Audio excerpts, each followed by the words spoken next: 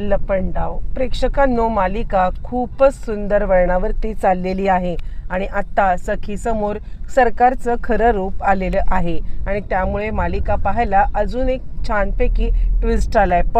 पण या सगळ्यामध्ये सखीला मारण्याचा प्रयत्न सरकारचा मात्र आता यशस्वी झालाय आणि नक्की काय घडलंय, त्यानंतर सरकारच्याच एका मूर्खपणामुळे कसं आता सरकारचं खरं रूप इकडे आता सखीच्या समोर आले आणि त्यानंतर ही आपली आई नाहीये तर ही मनस्विनी सरकार आहे हे आता सत्य सखीच्या समोर आले.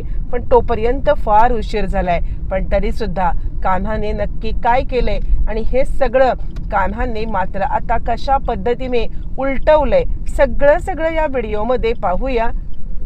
आता इकडे गौतम काका आणि कान्हा या दोघांनी मिळून आता रात्रीच प्लॅन केलेला असतो. या दोघांनी मिळून आता रात्री ठरवलेलं असतं की काहीही झालं तरी सुद्धा उद्या सरकार काय खेळी खेळणार हे मात्र आता इकडे त्या दोघांनी मिळूनच ठरवलंय. आणि त्यानंतर आता इकडे गौतम काका ज्या वेळेला सखीच्या डोक्याला तेल लावून देत आहे आणि त्याच वेळेला तो तिला सांगत आहे, सखी काहीही झालं ना तरी सुद्धा एक गोष्ट लक्षात ठेव, कुणावरती विश्वास ठेवायचा आणि कुणावरती विश्वास ठेवायचा नाही हे आपण ठरवायचं असतं. म्हणजे आता प्रत्येक वेळेला डोळ्याला जे दिसतं ना ते सत्य आहे असं नाहीये. तू या सगळ्यामध्ये जरा डोळे उघडे ठेवून बघ. तू मला लहानपणापासून ओळखतेस आणि त्याचमुळे मी तुला एकच गोष्ट सांगेन की उद्या आता जे काही करशील ना तर आता तो दिवस महत्वाचा आहे. तुझ्या वडिलांचं श्राद्ध तर आहेच, पण त्याचबरोबर तुझ्या आयुष्याला कलाटणी मिळणारा दिवस सुद्धा आहे. आणि त्यावरती सखी म्हणते, काका अरे तू कशाबद्दल बोलतोयस, उद्या माझ्या आयुष्याला का कलाटणी मिळणार आहे? आणि त्यावरती मग आता इकडे काका सांगायला लागतो, ते काही मला विचारू नको, तू मला काका म्हणतेस, बाबांच्या स्थानी मानतेस ना, आणि त्याचमुळे मी तुला जेवढं सांगतोय ना तेवढं आता कर. आणि बाकी राहिलं माझं आणि कान्हाचा विषय, तर आता कान्हा हा चांगलाच मुलगा आहे आणि याला तू पण ओळखतेस, कारण आता प्रत्येक वेळेला कान्हा तुझ्या पाठीशी उभा होता. हा तो कबीर किर्लोस्कर बनून इकडे आला ही त्याची खूप मोठी चूकच होती. पण तरी सुद्धा मला असं वाटतंय की तू या सगळ्यामध्ये आता इकडे एकदा त्याची बाजू ऐकून घेशील. आणि त्यावरती सखी सांगते, काका हे बघ, ह्या विषयावरती आपण नको बोलूया. हा एकच विषय असा आहे ना जो आपल्यामध्ये ताणतणाव निर्माण करतो. आणि त्यानंतर सखी आता निघून गेले. काकांनी आपल्या परीने तिला जे बोलायचं आहे ते इमोशनली सांगण्याचा आपल्या परीने सर्वतोपरी प्रयत्न केलेला. आता दुसऱ्या दिवशी श्राद्ध वगैरे सगळं व्यवस्थित झालेलं आहे आणि त्यानंतर मग आता इकडे श्राद्धाची खीर घेऊन मनस्विनी आलेली आहे. सखी ही तुझ्या वडिलांच्या श्राद्धाची खीर आहे, ही तुला खायलाच पाहिजे.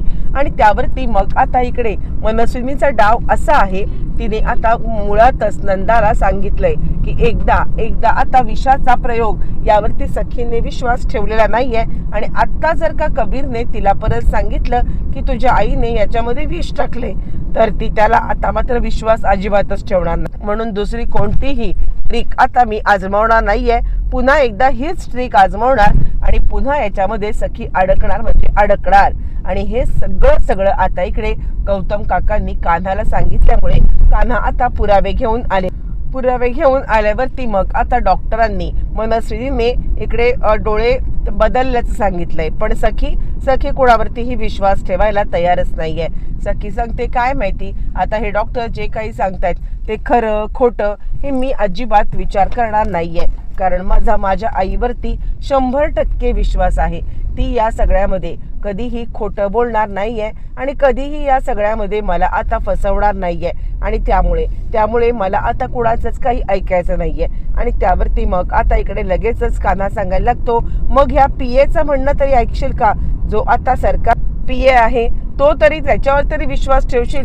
यावरती सखी म्हणते, माझा सरकारवरतीच विश्वास नव्हता तर हा तिचाच पीए ना, यांनी आता किती आम्हाला पिडलंय हिच्याच प्रमाणे हे काही या सरकारप्रमाणे हे काही माहीत नाहीये का? आणि त्यामुळे कान्हा, कबीर तू इथून निघून जा, काहीही झालं तरी मी माझ्या आईवरती कोणताही संशय घेणार नाहीये. आणि त्यानंतर मग आता इकडे नाटक करायला लागते मनस्विनी. तिला माहितीये आज काहीही झालं तरी सखीने ही खीर खाल्लीच पाहिजे, नाहीतर एक एक एक पुरावे आणत अगदी कबीर शेवटाला जाऊन आता आपलं भांड उघड करेल आणि मग त्यानंतर आपल्याकडे काहीच पर्याय राहणार नाहीये. आणि त्यामुळे ती सांगते सखी ही खीर ठेव, नको खाऊस तू खीर. पण कसं आहे ना, श्राद्धाची खीर तुझ्या वडिलांची आहे, तू नाही खाल्लीस तर तुझ्या वडिलांपर्यंत पोहोचणार तरी कशी. मला फक्त इतकंच वाटत होतं की श्राद्धाची खीर तू खावीस म्हणून, आणि तुला खायची असेल तर खा, किंवा तुला याच्यावरती विश्वास ठेवायचा असेल तर तू याच्यावरती विश्वास ठेव आणि आता ही खीर खाऊ नको. असं म्हणत नालायक मनस्विनी तिच्या हातामध्ये ती खीर देते आणि निघून जाते. आणि इकडे सगळेच जण मात्र आता कानावर तुटून पडलेत.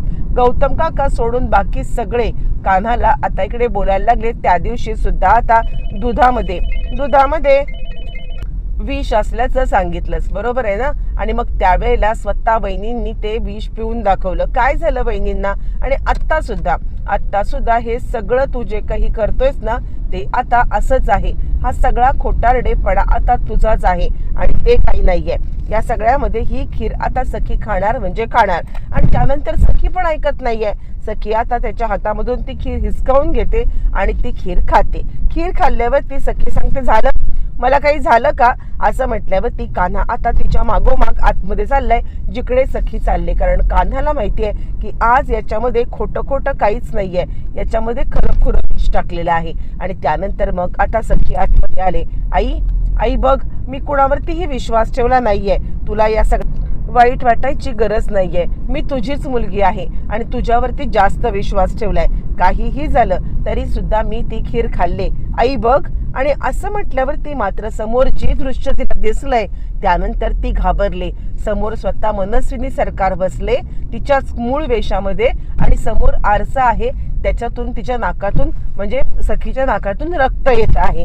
आणि त्याच वेळेला तिला जे समजायचं ते समजून गेलेलं आहे. आणि त्यानंतर ती आता आपल्या नाकाला हात लावते, हाताला लागणारं रक्त पाहते आणि तिच्या लक्षात आलंय आपण आत्ता जी खीर खाल्लेली आहे त्याचा हा परिणाम आहे. आणि त्याच वेळेला समोर आता सरकार बसले आणि ती आरशामध्ये बघते, नाकाला हात लावते आणि सरकार तू, आणि त्यावरती ती सांगायला लागते धप्पा, तुला धप्पा दिलाय. म्हणजे आतापर्यंत तुला जे सगळेजण सांगत होते ना तेच बरोबर होतं, मी सरकार आहे. पण तू इतकी मूर्ख आहेस ना, अगदी तुझ्या आईसारखी. तुझ्या आईने काय केलं माहितीये का, मुळातच मी तिला किडनॅप करून ज्या वेळेला घेऊन गेले ना तेव्हा मी दरीत कोसळत होते. मी दरीत कोसळत असताना अचानकपणे मी तिला आवाज दिला, ताई मला सुधारायची एक संधी पाहिजे, ताई मला प्लीज वाचव. मी आता या सगळ्यामध्ये पुन्हा अशी कारस्थानं करणार नाही, मला एक संधी देशील का. आणि तुझीच आई ती, तुझ्याच सारखी मूर्ख.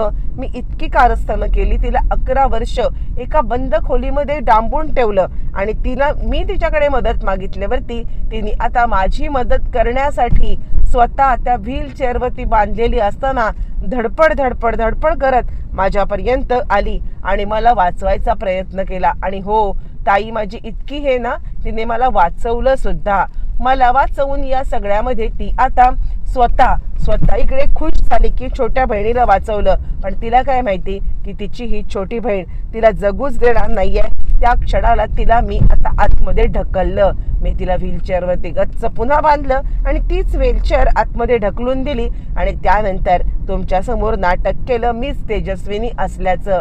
कसं वाटलं नाटक. आणि आता हे नाटक संपवायची वेळ आली, कारण आता मला कोणत्याही प्रकारे तुझ्यासोबत डील करायची नाहीये. प्रॉपर्टी तू नावावरती केलेली आहेस आणि त्यानंतर प्रॉपर्टी माझ्या नावावरती झाले, तुझी आई कायमची वरती गेले, आता तुला वरती पाठवण्याची वेळ आली.